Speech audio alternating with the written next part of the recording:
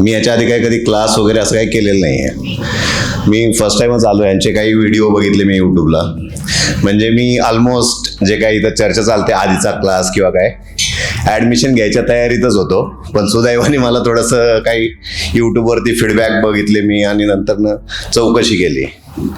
तर मोठी मोठी स्वप्न त्या माणसाने अशी काही दाखवलं नाही. पण त्याच्यातनं असं दिसलं मला की बाबा आपल्याला हे जे आहे ते जेन्युनली सांगतायत की बाबा तुम्ही रात्रीत BMW आणि मर्सिडीज ही स्वप्न बघण्यापेक्षा 4 रुपये तुम्ही कसे कमवू शकता आणि तुमचा डेलीचा पोर्टफोलिओ कसा ग्रीनमध्ये राहील हे जरी तुम्ही शिकलात तर त्याच्यातनं नंतर तुम्ही हळूहळू ते जसं त्यांनी 5 लाखाचं CR मध्ये जाऊ शकतात तर आपण पण जाऊ शकतो.